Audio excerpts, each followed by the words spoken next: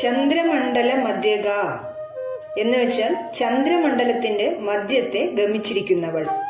കുണ്ടലിനി ശക്തിയെപ്പറ്റി നേരത്തെ പറയുകയുണ്ടായി. കുണ്ടലിനി സഹസ്രാര ചക്രത്തിലുള്ള ചന്ദ്രമണ്ഡലത്തെ ഭേദിക്കുന്നതുകൊണ്ടും ചന്ദ്രമണ്ഡലത്തിൽ ദേവിയെ ധ്യാനിക്കുന്നത് ആയുഷ്കരമാണെന്ന് പ്രയോഗം കാണുന്നതിനാലും ചന്ദ്രമണ്ഡല മധ്യഗത്വം ശ്രീചക്രാഭിന്നമാണെന്ന് രഹസ്യം പറയുന്നുണ്ട്. ഓം ചാരുരൂപാ നമഃ. മനോഹരമായിരിക്കുന്ന രൂപത്തോടു കൂടിയവൾ ജയിക്കട്ടെ. ഓം ചാരുഹാസാ നമഃ. അതിമനോഹരമായിരിക്കുന്ന സുന്ദരമായിരിക്കുന്ന മന്ദഹാസത്തോടു കൂടിയവൾ. ഓം ചാരു ചന്ദ്രകലാധരായേ നമഃ.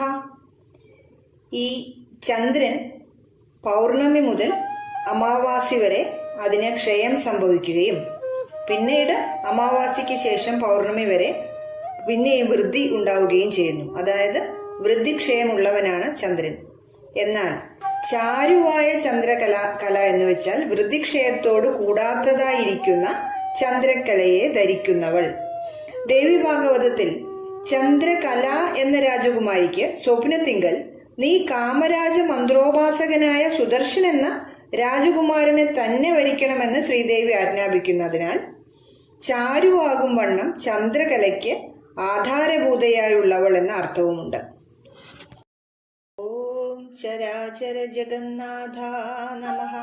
സ്ഥാവര ജംഗമാവസ്ഥയിലിരിക്കുന്ന ജഗത്തിന് നാഥയായിട്ടുള്ളവൾ, അധീശ്വരിയായി ഇരിക്കുന്നവൾ. ഓം ചക്രരാജനികേതനാ നമഃ. ത്രൈലോക്യമോഹനാദി 9 ചക്രങ്ങളും വാസസ്ഥാനമായി ഉള്ളവൾ ജയിക്കട്ടെ.